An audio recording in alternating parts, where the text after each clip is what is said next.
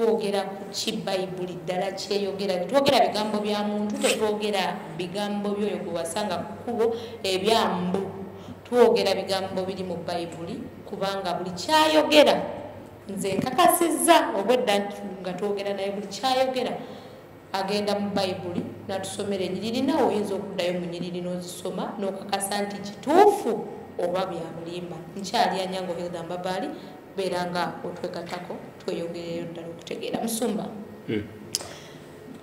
weyogeddeko ku Yesu okubanga yajja yakka okujja kwa Mukama waffe Yesu Kristo. Kuno okujja kwa Mukama waffe Yesu Kristo yajja atya, yalabika atya, yajja dda ffe tuli mu sleeping. Kakati Hilda nakino kandoza kankiyogere ekigambo ekyo second coming of Jesus Christ mu Bible tekirimu naye nga tukibuulirako enjiri ne tukikolako series ne tukikolako ebintu bingi mu Bible tekikola ki gwe kwata Bible oteeke osaakinge second coming of Jesus tekirimu. Lwaki second means okumawo omulundi ogwokubiri naye Yesu tajja mirundi ebiri kuba ensi ye yagifuga. So ajja emirundi mingi ne bwoba otunudde mu Bible mukka yajja emirundi mingi. Oluvannyuma lw'okuzuukira yalabikira Mariyamu bwe yamala n'alabikira 12 nga begalidde mu kisenge egyo emirundi emeka egyo si ebiri. Bwe yamala yalabika Thomas taliiwo Bible nga wayitawo ennaku 7 n'addamu n'alabika egyo emeka egyo si esatu. Bwe yamala n'alabikira Pawulo ku kigudo ky'e Damasiko ezo seena. Bwe yamala n'alabikira Stefano egyo si etaano. Kati n'abala bangi nnyo bazaala kati bwoga nti second kitegeeza ogusooka gwe guli bwe yazaalibwa taddangamu kulabika paka lwalijja ogwokumeka mu Bible tekiri. The only closest sooka obuze kika okubuuza olina ekyawandiikibwa kye wasomye Musumba nga kiraga nti Yesu yagamba abayigirizwa be nti alidda nti akomawo naga nti abamu kumwe temunaana kufa mugenda kola omwana w'omuntu nga actually ekyo nyini kyeyagamba ne kabona asinga obukulu. Jesus said unto him, Matayo 26 olw'enkaaga mu ennya, Jesus said unto him, you have spoken. Yambuuza nti are you the son of God? Naga you have spoken. Weewaawo oyogedde.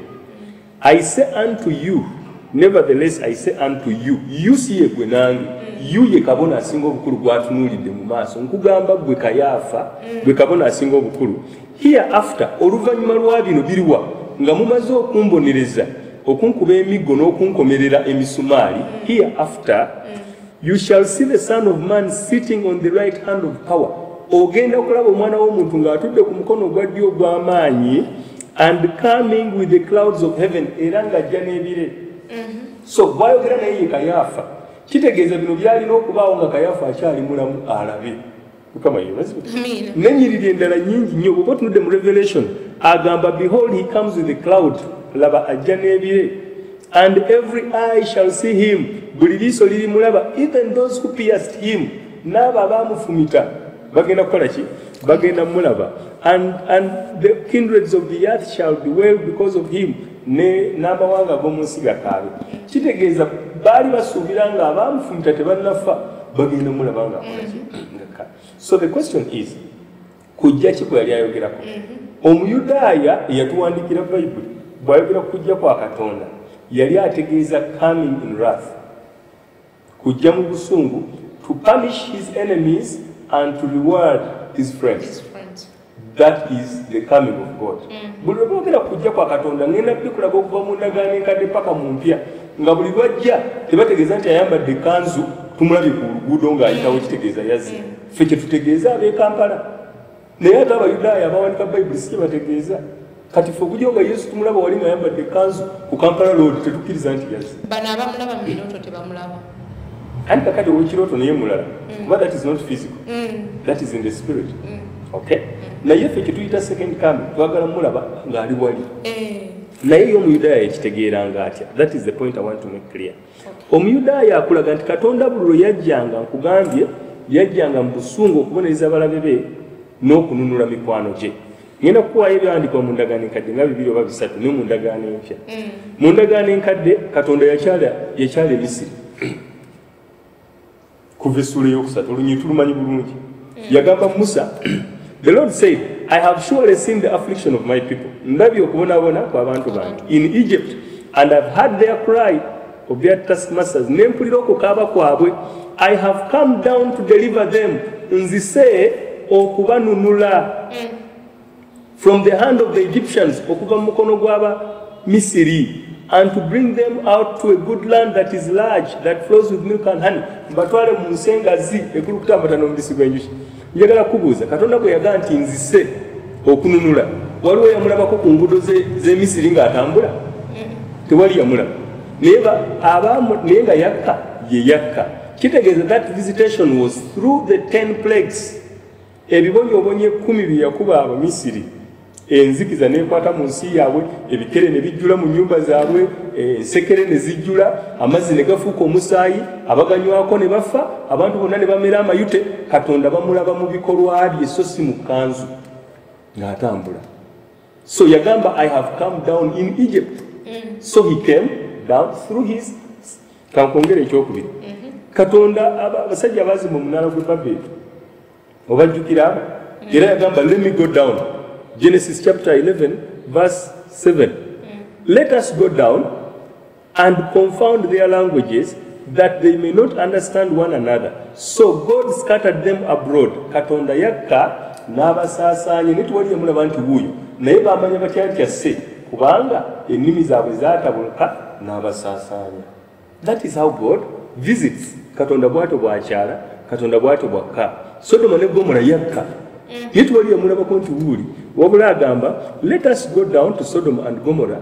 Okay? Omuliro gwayiika ne gwokya aboonoonyi, ate n'alokola mikwano gye Yerutti. Si weewaawo. So Yesu bwe yali asuubiza bano nti ngenda kujja mu ndabeko, omulembe guno nga tegunnasaanawo mugenda kundaba, yali ayogera ku kuzikirizibwa kwa Yerusaalemi ne yeekaalu yaabwe, kubanga baali bagaanye Kristo ne bannabbi bonna nga babagaanye. Kyekibonerezo Katonda kyabavunaana. Era nakusomedde wali mu Matayo essula ya 23 ng'abagamba nti nabatumira abatume ne mubagaana, ne ntuma bannabbi ne mubagaana, ne ntuma abawandiisi and wise men, you refuse all of them. Finally Yesu yennyini yakyogera n'agamba, kantume omwana wange, oba oliawo we banamurespectinga. That is one of the parables of Jesus. Bwe bamulengera ne bagamba nti ono ye mwana we, tumwambule, tumukuba amalusu, tumutte. That is what they did to the son. Therefore n'agamba, on this generation shall be counted all the blood, the righteous blood. Okay? So yajja n'abonereza ekibuga kyabwe, yeekaalu yaabwe n'agisaanyaawo, buli kimu ne kisaanawo, mikwano gye n'abalokola. Mikwano gye be baani? Be babakkiriza erinnya lye, be babalokoka. Bw'ono bosoma ekibayita Bible history, waliwo omusajja bamuyita Flavius Josephus. He's one of the biggest authority apart from scripture. Eri omusomi wa Bayibuli yenna. Josephus aga tewali mulokole n'omu yakkiriza linnya lya Yesu yafiira mu busambattuko bwa Yerusaalemi mu AD 70. Tewali n'omu. Lwaki? Kubanga ab'ekkanisa ye yali amaze obbalabula. N'abaga, when you see Jerusalem surrounded by armies, flee to the mountain. Baddukira mu kabuga akayitibwa Pela. Era eyo Katonda gye yabakuumira. Era tewali n'omu yafa. So ebintu bye twogerako be historically proven. You can search them ku Google. N'obuuza waliwo akabuga ke bayita Pela, abalokole baddukirayo mu AD 70.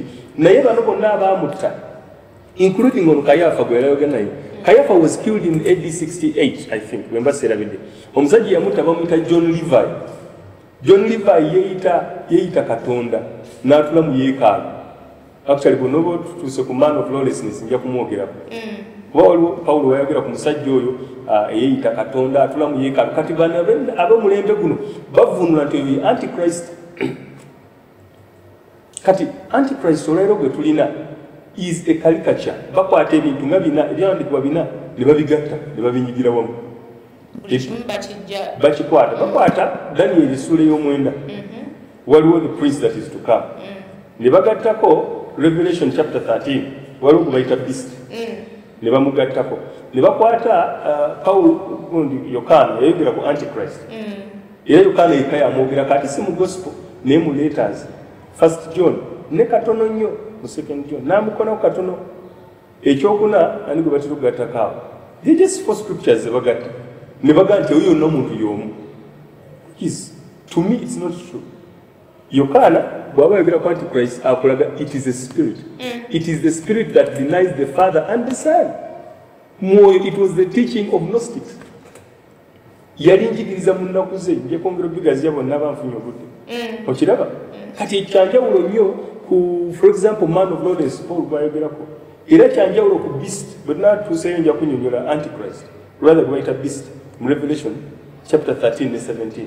Kati ffe tuddira ekintu ekyenjawulo nekiteekako emikono tukiteekako amagulu, omutwe tugujja mu Daniel, emikono tugijja mu kitabo kya Yokaana, amagulu tugajja mu kubikkulirwa, ekiwato ne tukizimba ne tutiisa ensi yonna. Kati ekyo kyennyini musumba kyoyogedde ekyokuzimba ebyaffe ne tutiisa ensi yonna, awo endetera waliwo oba ngiyite cult oba sijja no giyita cult nga tonnaba kitunyonyola bulungi okuva mu Bayibuli.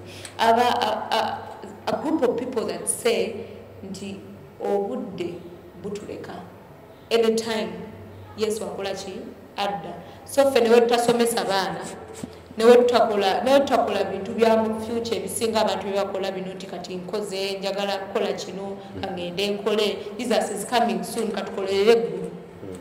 There is a sense in which the time is short. Time is short kuba ffe ng'abantu wano ku nsi tuyitawo buyisi. Essaawa yonna Katonda akukima n'akutwala. Okay? So that sense I agree with it totally. Nzikizigana nayo. Naye sense egamba nti olwokuba Yesu ajja enkya n'olwekyo tetuweerera baana, tetuzimba makanisa, tetuzimba mayumba. Era kyennyini Pawulo yakaayana nnyo n'Abasesalonika. N'abagaa nti abafaanayo bati even yabagaa nti mubeyawule nako.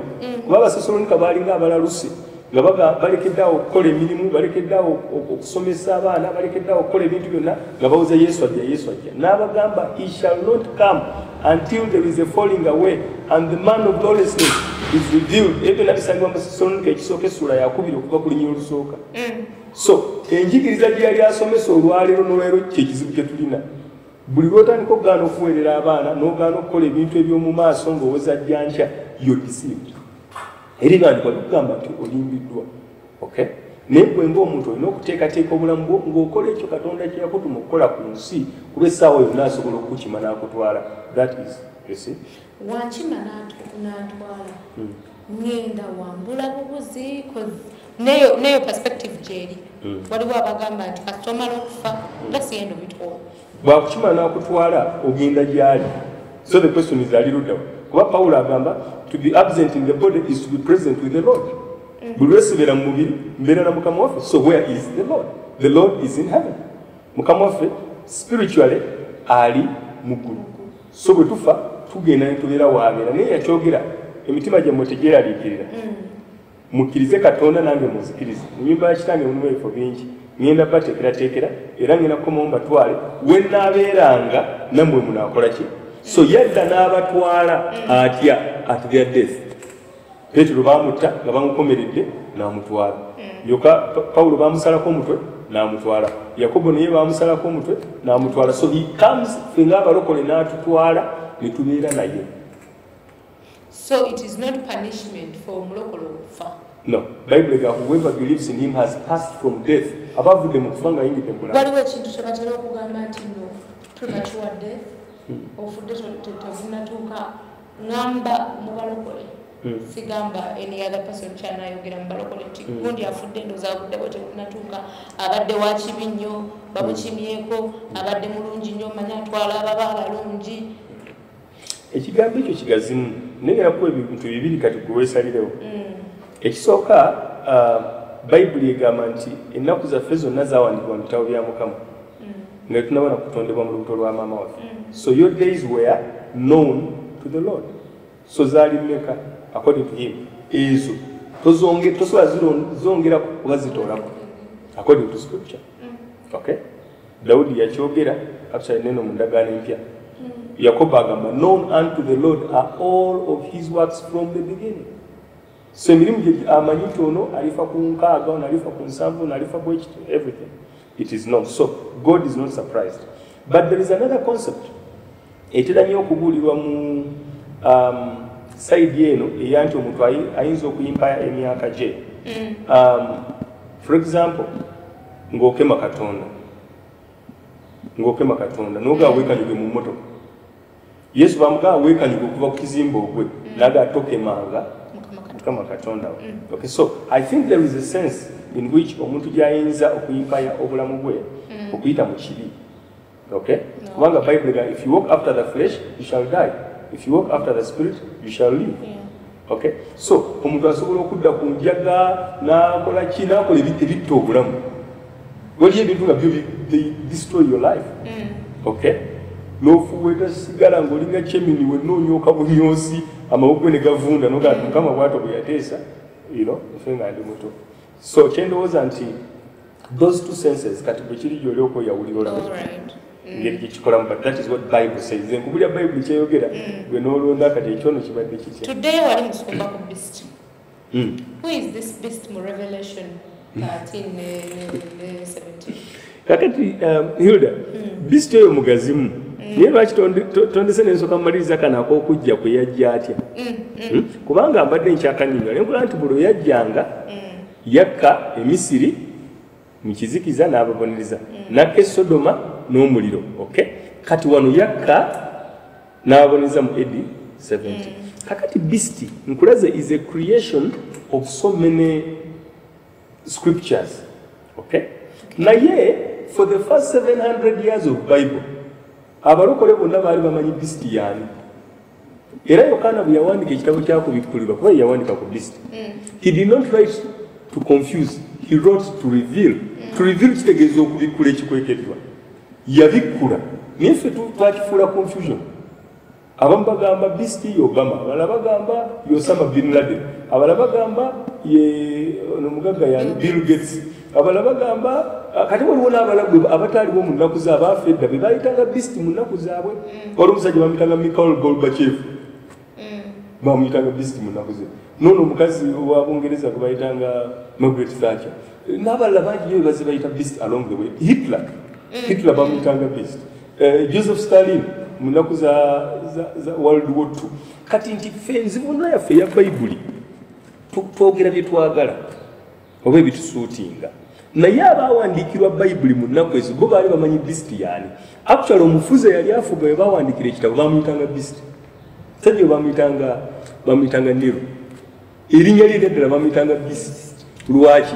Kubanga yayambalanga amaliba g'ebisolo ne yeggalira mu cage. Nero yali so playful ne evil yali so wicked. Kati nga bw'ayingira mu cage yaddira abalokole n'abaggalira mu kigundi, kati nga bamugulira nga bugulira empologoma, n'afuluma n'aluma ebitundu byabwe ebyekyama n'abirya, nga bano be bawagira abawagizi be. So nga bamuyita the beast. Era bw'amuyita beast kiringa bw'ogaa nti twogera ku kijambiya ategeeza amiini. Kati ab'ennaku zaffe bo kijambiya bamumanyi. Okay? Kati waliwo amannya mangi agaweebwa abantu okusinziira ku byakola.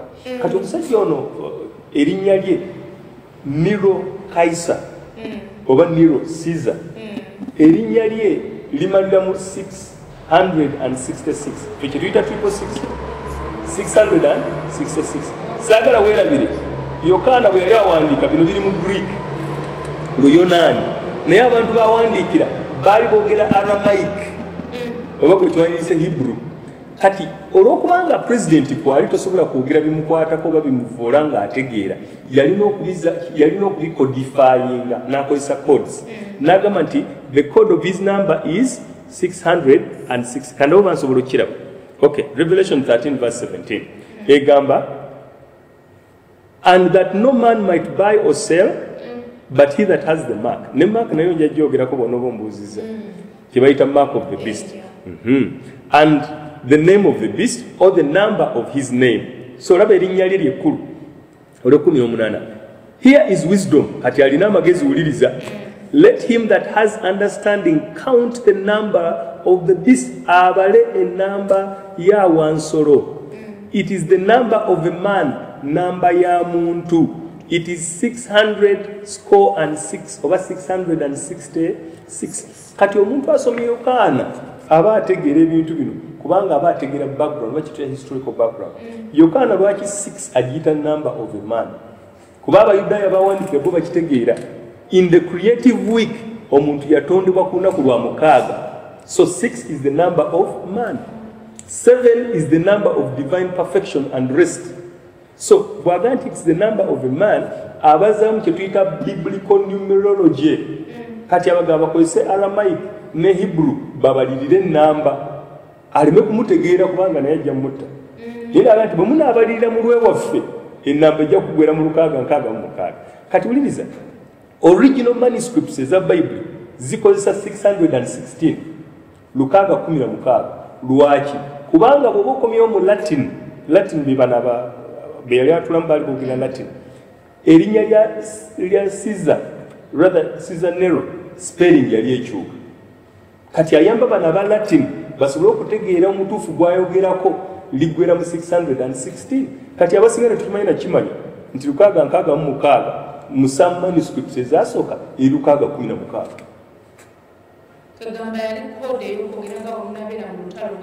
Okubagamba nti ono gwe mbadde mbagambako he is revealing, he is not confusing.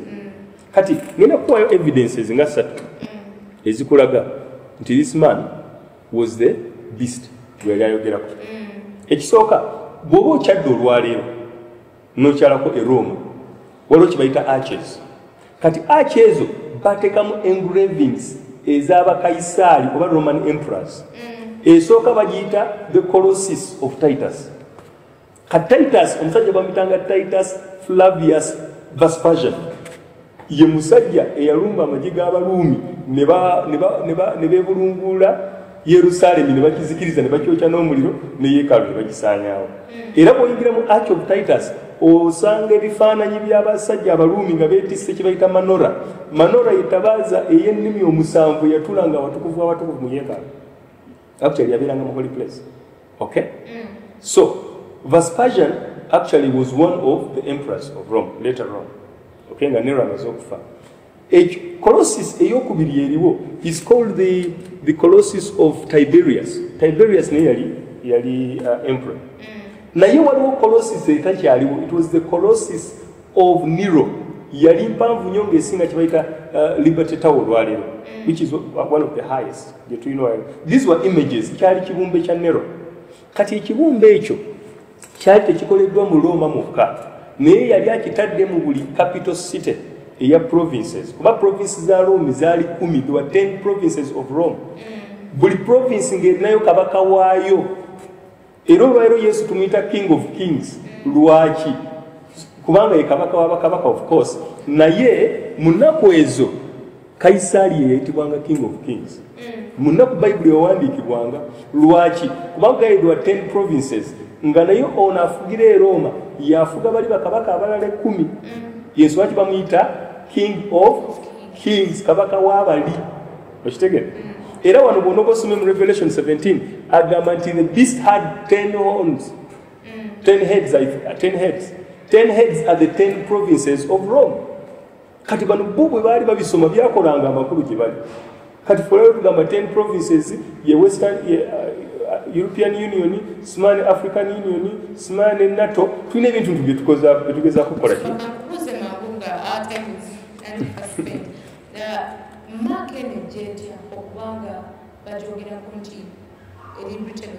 Mark of the beast. Kati ekibuuzo kino kirungi. Kati nga bwe nkolaze nti ebintu ebyo bigazi. Ate abalokola abasinga tetulina budde. Twagala nnyo ekintu ekyamangu kati omuntu atusokolera olunyiriri n'atulimba kubanga we don't have the information. Bible ga abantu bange babula bakubula kumanya. Kati let me tell you something. Colossus eyali mu Ephesus. Ebyenjogera ne bwogenda olero osobola okubiraba. Actually nane documentary gye nabadde ndaba ebinnyonnyola. Yali kyali kibumbe kya Nero nga kinene. Kati waliwo kye bayita Agora. Agora yali public market. Mwe batunda oba okugula ebintu. Kati nga tonnatuuka mu Agora olina okusooka okulabika mu maaso okweyanjula mu maaso g'ekibumbe kya Nero and you declare that Nero is Lord. Kyobula nti buli mukolo yagambanga Jesus is Lord. Era babatanga bakaba kimu Jesus is Lord. Era Paulo agamba Rumi 10 okuva ku 8 olw'omwenda, whosoever confesses that Jesus is Lord shall be saved. Yalokolebwa. Kubanga omulembe gwonna gwali gugamba Nero is Lord. Kati bwe wayatulanga nti Nero ye Mukama, kati ng'owaayo sente to the priests, bakabona bano babanga ne ba priests abalabirira ebibumbe bya Nero. Kitegeeza owadde Nero ekitiibwa ovundamye n'omusinza. Kakati ku kyoto bawangayo saddaaka eri ebibumbe bino That was called the imperial cult. Yatandikibwa mu mulembe gwa Augustus. Ebyo nabisomesa nnyo bwe nali nsomesa the seven churches of Revelation. So bakaisali basinzibwanga kati yaliko yali Nero ng'asinzibwa mu nnaku ezo. Kati bw'amalanga okuwaayo saddaaka n'okusinza n'ogaa Nero is Lord nga bakwata mu vvu liri eriri ku kyoto nga bakuteekako akabonero ku kyenyi oba ku mukono gwo ogwa ddyo. Eyo ye yabanga permit ekuyingiza mu agora mu public market to sell or to buy. Era Yokaana akugamba atalina kabonero ka linnya lyo oba ka kibumbe kye takkirizibwa kugula na kutunda.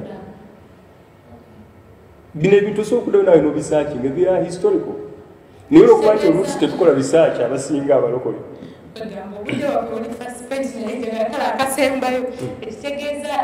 This mark. See, it's not the kind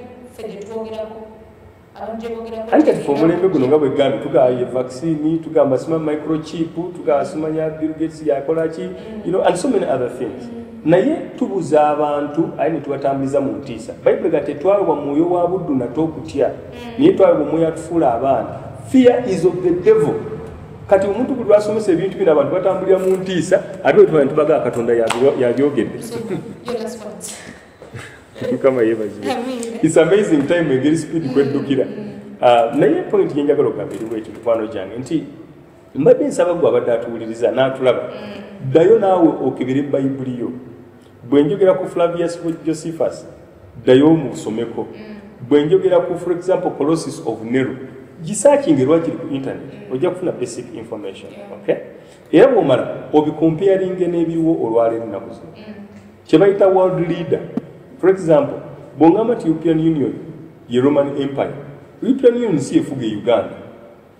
Si efuga America. Actually ne Bungereza yabavuddeko ne yeyawulako. Kati ffe tugezaako kaka abantu okubalaga nti ti Roman Empire ye European Union. Okay? Naye nga n'omuntu omwana wa primary akimanyi nti afuga mu America ye Joe Biden. So si gundi wa European Union. Okay? So I really think tulekeraawo okwogeza Bible bitayogera. Okay? But also nga bwe guys sibimanyi byonna naye nze nkubulidde nga bwe mbisoma era Katonda bw'abimbikulidde. Era nzamba nange amaanyi abadde batamu nange nasookera ku ebyo by the way. Ne tutambulira mu kutya naye mu kifo ky'okugaana actually gwange nti wabyesonyi weerira time tobyagala mu kifo ky'okubidduka nze nasalawo nga akanyongera okusima ebintu bino. Nebaza Katonda olw'ebyo byambikulidde. Era bwe tunaafuna omukisa kuba bikyali bigazi.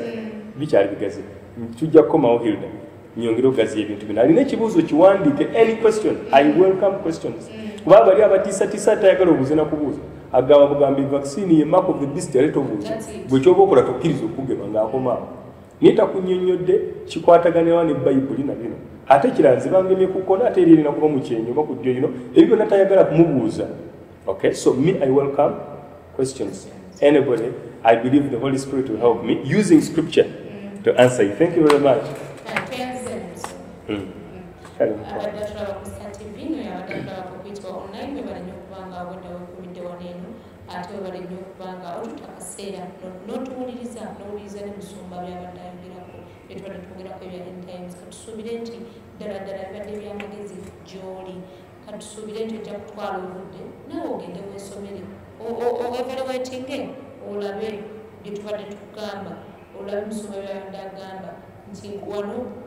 Should I discern? Should I do this? Should I do this?